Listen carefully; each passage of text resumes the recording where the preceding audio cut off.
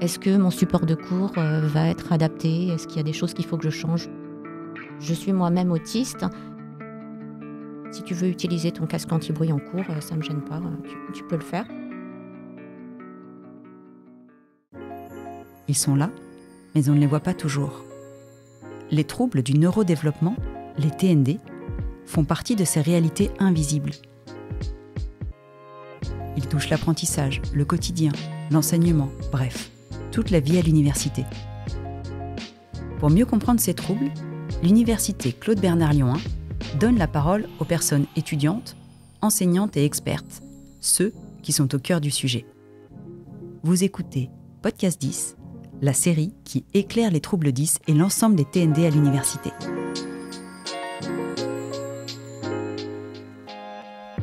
Dans cet épisode, nous rencontrons Stéphanie Jandobias, enseignante-chercheuse en informatique à Lyon 1. Stéphanie est spécialisée en ergonomie des logiciels et en interface humain-machine. Elle travaille également en accessibilité numérique. Il y a 2 ans, Stéphanie s'est vue poser un diagnostic d'autisme. L'adaptation continue de ses enseignements pour tous est essentielle pour elle. Stéphanie nous raconte aujourd'hui concrètement ce qu'elle met en place, le retour positif des étudiants, ce qui n'a pas marché et surtout, pourquoi c'est si important. Il y a un petit peu plus de 2 ans maintenant, j'ai eu un diagnostic d'autisme, ce qui a été une très bonne nouvelle pour moi. Et donc depuis, je me sens beaucoup plus légitime pour accompagner les étudiants en besoins particuliers en cours. J'adapte mes enseignements parce qu'il me semble capital de s'adapter à tous, quelles que soient les spécificités. Quand j'étais jeune enseignante, je voyais le nombre d'étudiants avec un tiers-temps ou d'étudiants 10 dans mon groupe en me disant « mince, il va falloir que je reste plus longtemps à la fin de l'examen ». Et maintenant, je me demande comment je peux faire pour les aider, pour que ce soit plus facile pour eux. Est-ce que mon support de cours va être adapté? Est-ce qu'il y a des choses qu'il faut que je change pour tel ou tel étudiant qui a des besoins spécifiques? Prend pas mal de temps lors de mon premier cours pour essayer de poser le contexte, pour essayer d'expliquer aux étudiants ce que j'attends d'eux. J'essaie depuis quelques années de poser le cadre d'une UE qui serait une safe place où ils peuvent être eux-mêmes, ils peuvent être à l'aise. Alors c'est un peu bizarre, je me trouve un peu bizarre de formuler ça comme ça. J'ai toujours eu l'impression un peu de sortir du cadre en proposant ça, mais c'est venu de petits détails au fil des années. Donc je me suis dit que petit à petit, on pouvait améliorer le contexte des étudiants, que ce soit par l'usage d'un prénom usuel, que ce soit le respect d'un étudiant autiste qui rit aux blagues un peu trop fort et que les étudiants d'à côté se moquent un petit peu de lui. L'annonce de mon autisme, je le fais à la fin de cette première séquence qui parle juste d'organisation, où j'essaie de conclure sur le fait que j'attends d'eux de l'ouverture d'esprit et qu'ils sont les bienvenus dans toute leur diversité. Et je conclus en me disant, plus ou moins, je suis moi-même autiste. C'est la raison pour laquelle je vous demande de respecter le calme pendant le cours, parce que sinon je suis vite perturbée et je perds le fil, par exemple.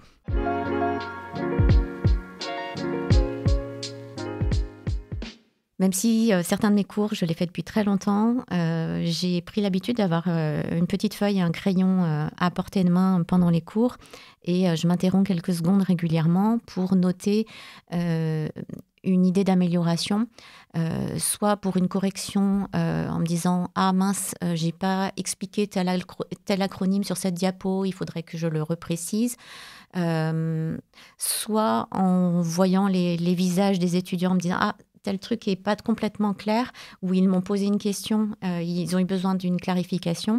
Je me note de préciser un petit peu la diapo pour lever des ambiguïtés.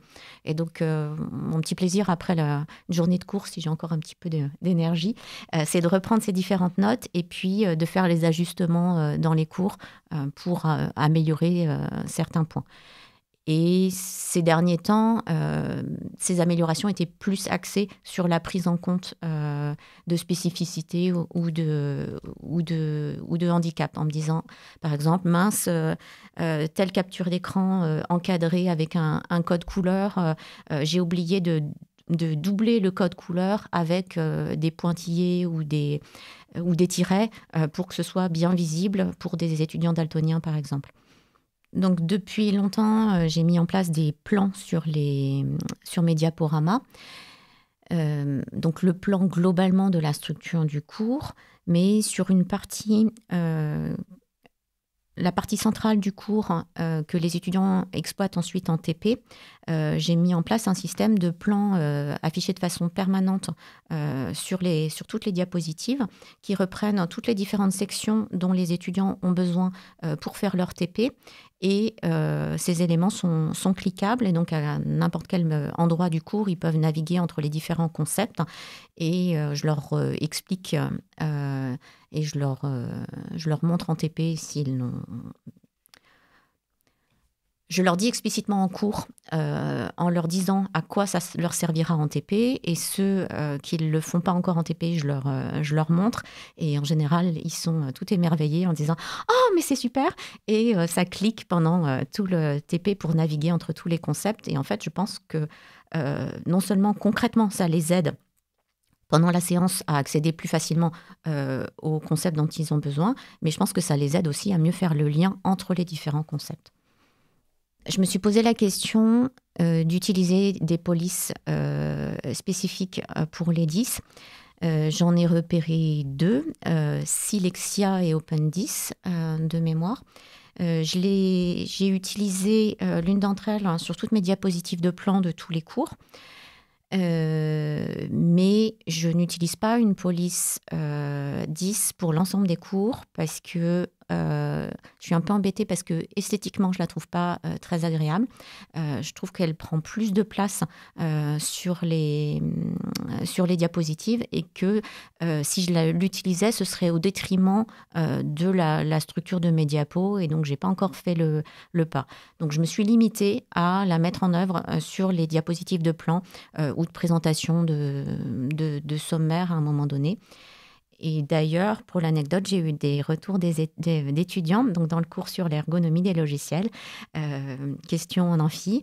Mais madame, sur telle diapo, vous utilisez une police qui ne respecte pas les critères ergonomiques dont vous avez parlé. Et donc, je leur explique que c'est une police spécifique pour les 10 qui, effectivement, est un peu à la limite d'avoir des empattements que je leur interdis, entre guillemets, sur les logiciels. Et donc, c'est la raison pour laquelle je ne l'utilise pas largement, parce qu'en fait, elle va favoriser la lecture d'une partie des utilisateurs, mais elle va gêner la lecture plus globalement.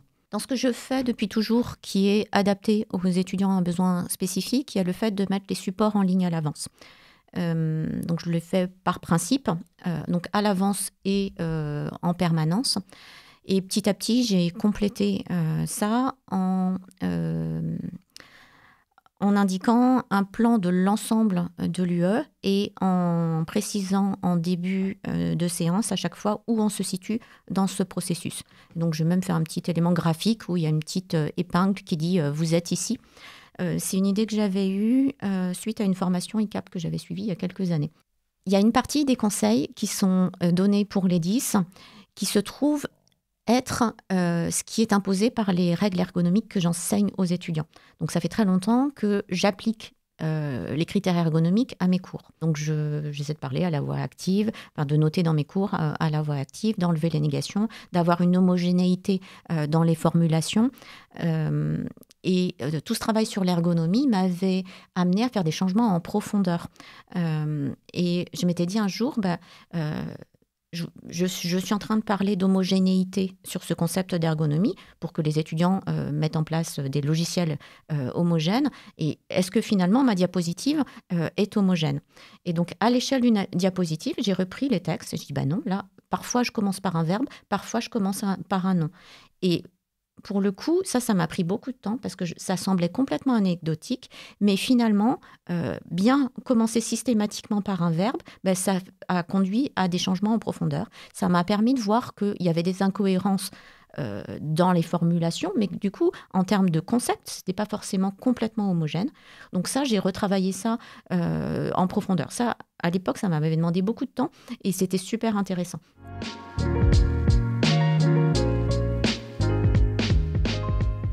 Quelques années, quand j'ai commencé à m'intéresser à l'autisme et à comment améliorer la situation de mes étudiants concernés en cours et en TP, j'ai pris conscience de l'importance d'expliciter au maximum les consignes et globalement les attentes. Et j'ai pris l'habitude pendant un certain temps de répondre, donc quand les étudiants posaient des questions, de répondre à leurs questions, mais tout de suite après, de vérifier que les consignes étaient suffisamment claires et donc de retravailler les consignes pour lever des éventuelles ambiguïtés. Pour chaque TP, je propose un modèle de rapport que les étudiants doivent suivre. C'est moins une contrainte qu'un guide pour eux. Et donc, petit à petit, j'ai affiné ce modèle pour les guider vers les réponses que j'attends d'eux. Et donc, je le structure de plus en plus pour qu'ils puissent savoir exactement ce qui est attendu d'eux pour ce TP-là, ce qui sera noté. Alors, je mets systématiquement le barème question par question pour qu'il n'y ait pas de surprise. Et je fais un lien progressivement au fil du semestre entre les TP qui rendent certaines semaines et l'examen qui sera fait à la fin. Et je fais attention à bien garder la même structure pour qu'il n'ait pas de surprise à l'examen et qu'il soit petit à petit accompagné vers l'examen et qu'à l'examen, ils sachent ce que j'attends d'eux très concrètement et qu'ils se soient déjà entraînés à l'avance. Ce semestre, j'ai fait le tour des étudiants qui ont des adaptations, des aménagements d'examen pour vérifier que pour l'examen, il n'y aurait pas de difficultés particulières. Donc, qui a besoin d'un exemplaire A3, qui a besoin de son ordinateur, qui a besoin de sortir pendant la salle, etc. Pour essayer de comprendre les différents besoins, qui a besoin d'être dans un coin calme, qui a besoin de son casque anti-bruit. À cette occasion-là, j'ai demandé à une étudiante qu'est-ce qui pourrait te rassurer, parce que je sentais qu'elle était stressée. Et suite à ça, j'ai proposé une séance de TP que j'ai appelée TP libre, à la fin de la séance de TP classique, en disant aux étudiants qui étaient intéressés, venez, on va travailler sur un sujet d'anal qui est en ligne et vous allez le faire concrètement.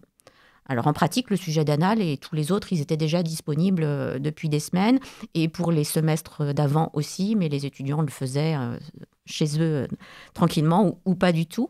Et donc là, il y a eu une petite dizaine d'étudiants qui se sont rassemblés et je leur dis, allez-y, prenez une feuille, un crayon, puis essayez vraiment, entraînez-vous comme à l'examen et posez-moi des questions une fois que vous aurez réfléchi.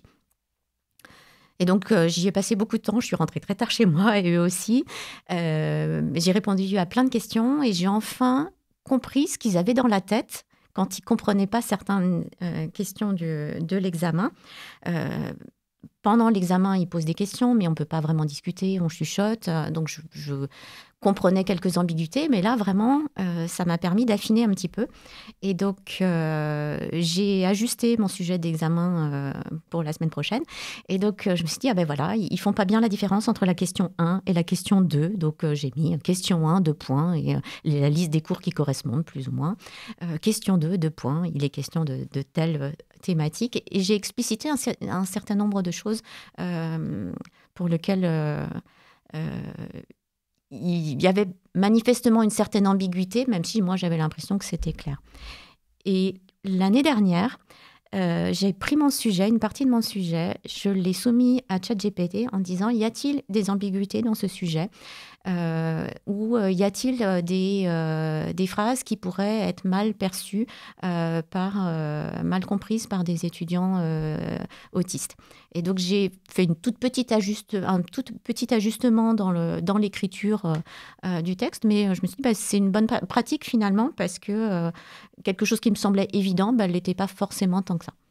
Ils étaient reconnaissants comme jamais. Enfin, j'ai souvent des retours positifs d'étudiants, mais 2-3 semaines à la fin du semestre ou 2-3 ans plus tard. « Oh, mais madame, votre cours, c'était super, ça nous a fait très plaisir, on a appris plein de choses, ou c'était sympa, c'était différent, etc. » Mais là, j'ai jamais vu autant d'étudiants reconnaissants et aussi reconnaissants.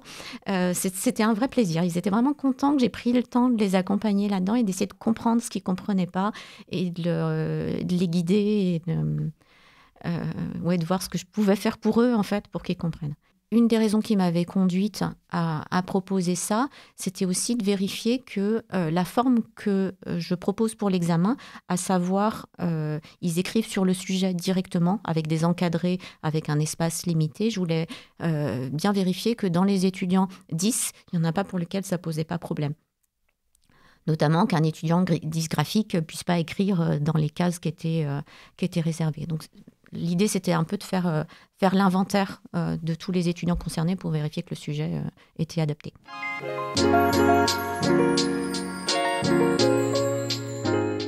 Souvent, je m'appuie sur le fait que dans la promo, il y a des étudiants en échange Erasmus ou des étudiants étrangers qui ne maîtrisent pas forcément le français pour expliciter un certain nombre de choses.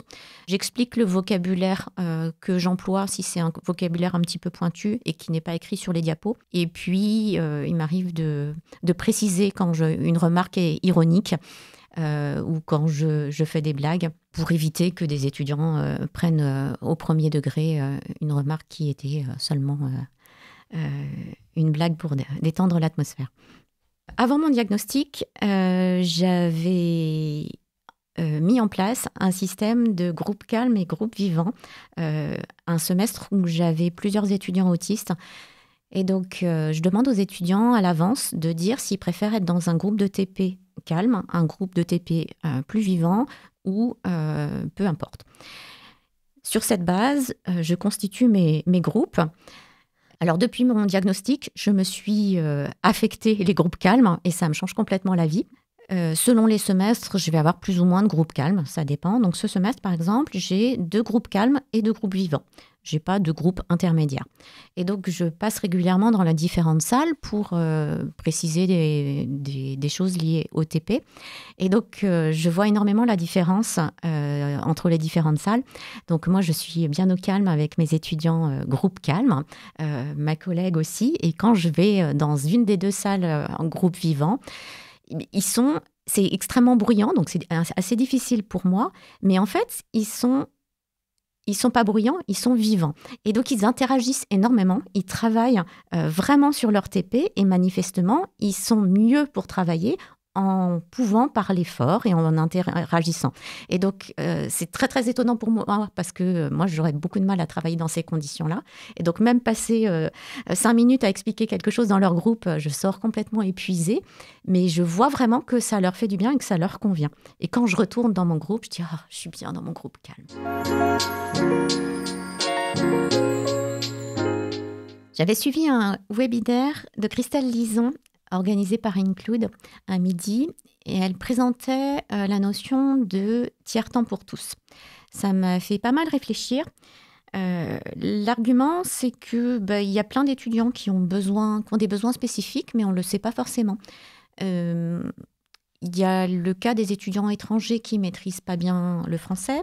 On va avoir tous les étudiants qui ont un tiers-temps en lien avec la mission handicap. Donc, eux ont un tiers-temps officiellement, mais on a aussi un certain nombre d'étudiants à besoins spécifiques, soit qui ne le savent pas, qui n'ont pas eu de diagnostic, soit qui ont un diagnostic mais qui n'ont pas voulu faire une demande à la mission handicap, et en tout cas qui en ont besoin. Donc j'ai été touchée par ces arguments-là, et donc l'examen d'après, j'ai mis en place ce tiers-temps pour tous.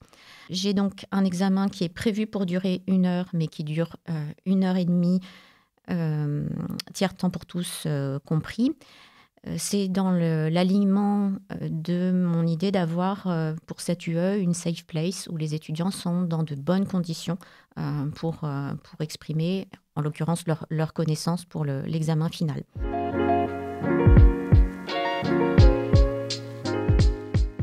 La première fois que j'ai vu un étudiant avec un casque anti-bruit en TP, ça m'a fait un petit peu bizarre. Et puis, j'ai compris comment il l'utilisait. J'ai juste convenu avec lui de comment faire pour attirer son attention, pour pouvoir lui parler, pour qu'il entende les consignes que je pouvais rajouter en TP. Depuis mon diagnostic, j'utilise moi-même un casque anti-bruit et maintenant je sais qu'un casque anti-bruit sans musique, en fait, les personnes concernées entendent parfaitement.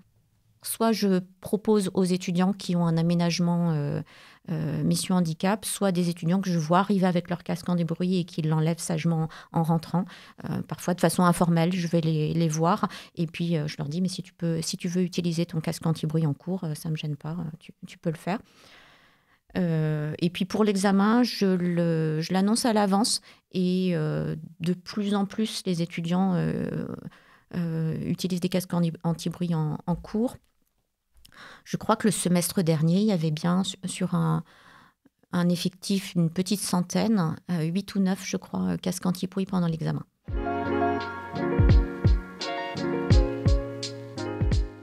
Alors ce que je perçois comme quelque chose de négatif, c'est le fait de ne pas réussir à avoir une solution idéale qui fonctionne pour tout, de ne pas avoir de solution qui me semble complètement adaptée, notamment aux étudiants 10. J'ai toujours la frustration d'avoir l'impression de ne pas proposer des solutions suffisamment bonnes. Dans la difficulté de mise en œuvre, alors c'est quelque chose que j'aime faire, donc le temps que ça nécessite n'est pas un problème pour moi, à part pour la question des alternatives textuelles pour les illustrations, parce que c'est vraiment un gros chantier dans mes cours. Au moment de mon diagnostic d'autisme, une question qui se posait, c'était si j'avais un intérêt spécifique. Ça ne semblait pas vraiment évident. Et finalement, ce qui est le plus probable, c'est qu'en termes d'intérêt spécifique, en fait, c'est mon enseignement qui est mon intérêt spécifique. Et donc, travailler sur mes supports de cours et améliorer mes supports de cours, c'est quelque chose d'agréable pour moi. Et cette amélioration est un petit peu sans fin, mais c'est quelque chose qui me fait du bien parce que j'ai l'impression que ça fait du bien aux étudiants, en fait, et que je vais aider les étudiants à comprendre, que je vais aider des étudiants qui ont des besoins particuliers. Mes exigences sont les mêmes, voire même à la hausse, parce qu'il y a tout un cadre qui les guide. Et donc maintenant, je n'accepte plus des réponses vagues qui ne montrent pas qu'ils ont bien compris des concepts. Et malgré ça, j'observe que les notes pour l'examen sont meilleures. Et en termes de compétences acquises, j'ai l'impression que progressivement, toutes les adaptations que j'ai faites, par l'explicitation d'un certain nombre de choses, va vers plutôt une amélioration du niveau, même de façon relativement significative, me semble-t-il. Je ne vois que des avantages à travailler sur un enseignement inclusif. J'ai l'impression que ça tire tous les étudiants vers le haut, que je ne baisse pas le niveau, au contraire que je l'augmente, et que les résultats sont meilleurs. Et donc j'ai même du mal à concevoir qu'on puisse dire que ça baisse le niveau. Dans mon cas, en tout cas, c'est vraiment pas le cas. En adaptant ses cours avec clarté et bienveillance, Stéphanie Jandobias crée un environnement où chaque étudiant peut apprendre sereinement et pleinement. Ces pratiques montrent que penser l'accessibilité profite à tous et élève le niveau de réussite collective. Vous écoutez Podcast 10, la série qui éclaire les troubles 10 et l'ensemble des TND à l'université. Dans le prochain épisode, retrouvez Mathilde, qui nous raconte comment elle avance dans sa vie étudiante avec ses handicaps de dyslexie et de dysorthographie. Elle nous raconte également les difficultés qu'elle rencontre.